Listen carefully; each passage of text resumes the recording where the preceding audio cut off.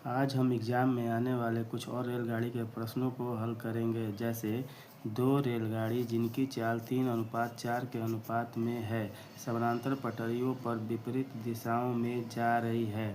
यदि प्रत्येक रेलगाड़ी एक खंभे को पार करने में 3 सेकंड का समय ले तो कितने समय में वे एक दूसरे को पार कर लेंगे। अर्थात ऐसे प्रश्नों में जब दो रेलगाड़ी का चाल दिया हुआ है और एक खंभे को दोनों बारी बारी से पार करने में 3 सेकंड का समय ले तो वो रेलगाड़ी एक दूसरे को कितने समय में पार करेगी। तो ऐसे प्रश्नों को बनाने के लिए माना पहली गाड़ी की चाल 3x, दूसरी की चाल 4x दिया हुआ है। चूँकि हम जानते हैं चाल बराबर दूरी बटा समय, तो पहली गाड़ी की लंबाई निकल जाएगा चाल गुना समय, लंबाई इक्वल टू चाल गुना समय। तो चाल 3x समय 3 सेकंड का समय ले रही है, तो लंबाई रेलगाड़ी की पहली की हो जाएगी 9x। इसी प्रकार दूसरी गाड़ी की लंबाई 4x Guna 3 equal to 12x।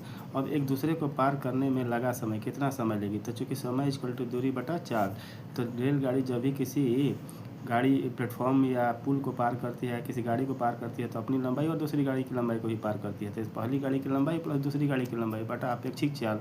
चूँकि एक दूसरे को विपरीत दिशा में पार करे, इसलिए अपेक्षिक चाल दोनों का चाल जोड़ना पड़ेगा। तो ऊपर में पहली गाड़ी की लंबाई 9x, दूसरी गाड़ी की लंबाई 12x, और अपेक्षिक चाल 3x प्लस 4x। 12x और 9x जोड़ेंगे तो 21x, और 4x और 3x जोड़ेंगे तो 7x। दोनों को कटा देंगे तो 3 सेकंड। अर्थात रेलगाड़ी एक दूसरे को पार करने में 3 सेकंड का समय लेगी।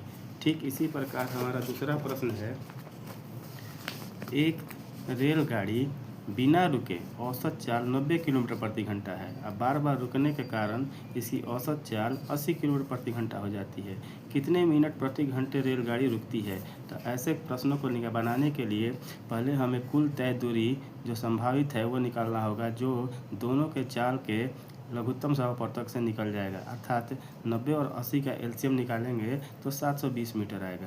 अब क्वेश्चन कह रहा है बिना रुके लगा समय, तो समय इक्वल टू दूरी बटा चाल, तो दूरी हमारा 720 मीटर है और पहले रेलगाड़ी की चाल 90 किलोमीटर है, तो 8 घंटे। अर्थात अगर गाड़ी नहीं रुके तो 8 घंटे में दूरी कंप्लीट कर लेगी।